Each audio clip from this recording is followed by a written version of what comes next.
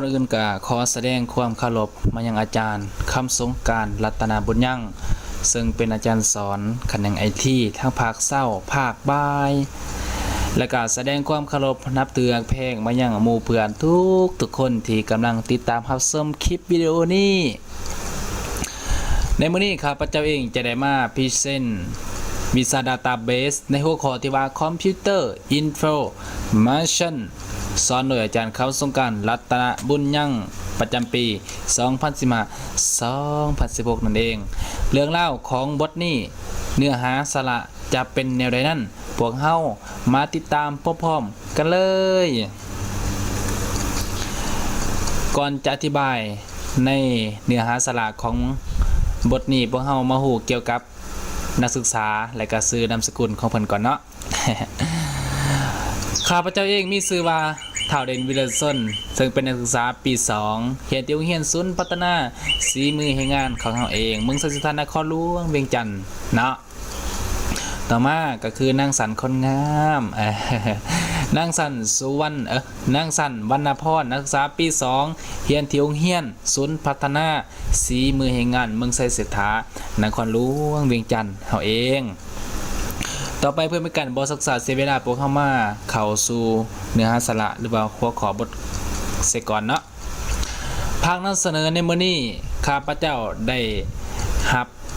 นำเสนอก็คือเหตุใด Information System จะมีความสำคัญเนาะต่อมา Information System คือหยังและข้อที่3ปราศจากบ่ได้ก็คืออธิบายเนาะอธิบายเกี่ยวกับ Information มันจะเป็นแนวใดและเรื่องราวมันจะเป็นแนวใด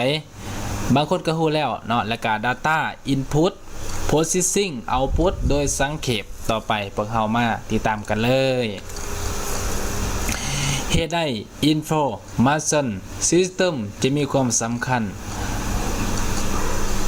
ข้อมูลข่าวสารเป็นปัจจัยที่สำคัญของการตัดสินใจของบรรดานักบริหารบุคลากรจำเป็นต้องมีความรู้เป็นอย่างดีต่อระบบข้อมูลข่าวสารเพราะว่าระบบข้อมูลข่าวสารนี่เป็นปัจจัยหลัก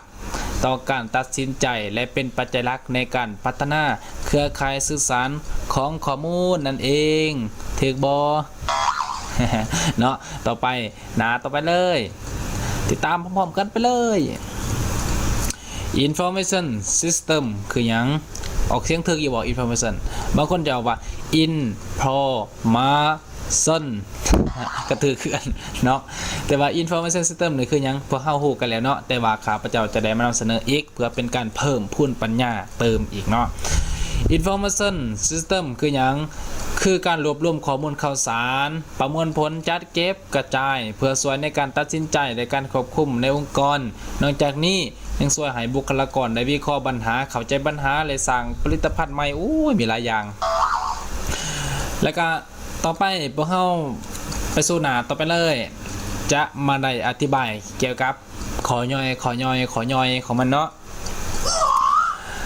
ข่าวสารหรือว่า information เนาะก็คือข้อมูลที่ถูกประมวลผลให้มีความหมายและมีประโยชน์เอิ้นสั้นๆคือว่าข้อมูลข่าวสารนั่นเองและต่อมา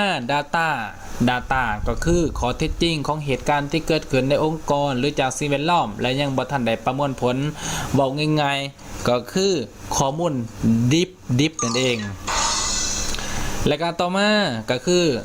สิ่งนำเข้ามาเอิ้นว่า input คือการรวบรวมข้อมูลจากภายในองค์กรหรือจากสิ่งแวดล้อมเพื่อที่จะนำไปประมวลผลในระบบข้อมูลข่าวสารต่อมาการประมวลผลเอิ้นว่า processing คือการเปลี่ยนการจัดการวิเคราะห์ข้อมูลเพื่อให้ข้อมูลดังกล่าวเป็นประโยชน์ต่อมวลมนุษย์หลายขึ้นและก็สิ่งส่งออกเอิ้นว่า output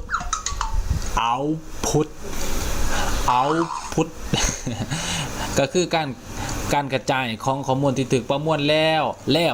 ไปให้มวลมนุษย์หรือองค์กรเพื่อให้เขาเจ้านำใช้ให้เกิดประโยชน์สูงที่สุดนี่มันโครงสร้างทั่วไปเนาะก็คือมันจะมี data ก็คือข้อมูลดิบที่พวกเฮากำลังเก็บมาโฮมไว้แต่บ่ทันได้ ปรับปรุงแก้ไขมันหลังจากนั้นพอเฮามีข้อมูลแล้วพวกเฮาจะได้ไปประมวลผลมันก็คือ process เนาะประมวลผลหลังจากนั้นหลังจากประมวลผลแล้วก็คือปรับปรุงสำเร็จเรียบร้อยแล้วเพื่อเฮาก็จะไปออกกระจายหรือว่าเป็นข้อมูลข่าวสารเป็นสาระหน้าหูที่พวกเฮาเคยอ่านเคยศึกษาต่างๆเอิ้นว่า information และอันนี้ก็คือโครงสร้างทั่วๆไปของ information เนาะไปสู่หน้าต่อไปเลยนี่ก็คือการเปรียบเทียบระหว่างธุรกิจและวิทยาศาสตร์เนาะธุรกิจนะก่อนจะได้เงินมาต้องมีสิ่งนำเข้ามาก่อนหรือว่าการลงทุนก่อนก็คือ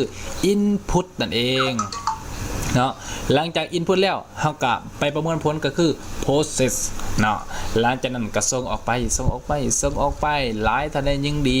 เนาะเพิ่นเปรียบเทียบวิทยาศาสตร์กับธุรกิจเนาะวิทยาศาสตร์ก็เส้นกันก็คือนำเข้ามาประมวลผลแล้วก็นำออกไปเนาะอ้าวสุดไว้แท้เนาะกำลังเพลินอยู่บทสรุปแล้วเฮาสามารถสรุปได้ดังนี้ระบบข้อมูลข่าวสารในยุคใหม่นี้แม้นเต็มไปด้วยความทันสมัยว่องไวและสร้างประโยชน์ให้แก่บรรดาองค์กรอย่างมหาศาลโดยเฉพาะแม้นระบบข้อมูลข่าวสารหรือการสื่อสารต่างๆซึ่งได้มีการพัฒนาอย่างว่องไวดังนั้นมันจึงเป็นหัวใจหลักของระบบข้อมูลข่าวสารยุคใหม่ดังกล่าวนี้คือระบบฐานข้อมูลนั่นเองดังนั้นพวกเฮาที่เป็นนักศึกษาอยู่เด้อจำเป็นจะต้องศึกษาค้นคว้าให้หลายเท่าที่จะหลายได้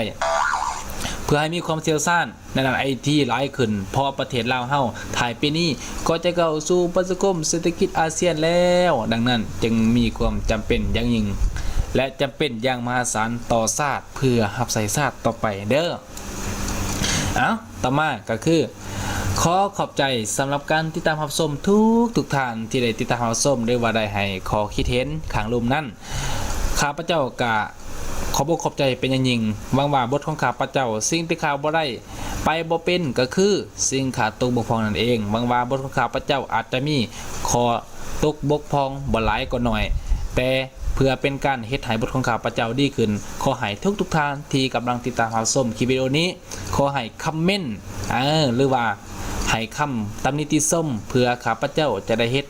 ให้บทของข้าพเจ้าให้ดีขึ้นกว่าเก่าท้ายสุดนี้ก็ขอขอบใจมายังอาจารย์คำทรงการรัตนาบุญยั่งซึ่งเป็นอาจารย์สอน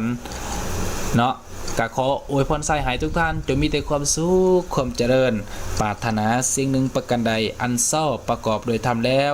ขอให้สิ่งที่ทุกท่านปรารถนาจงสำเร็จทุกท่านทุกคนเทินบ๊ายบาย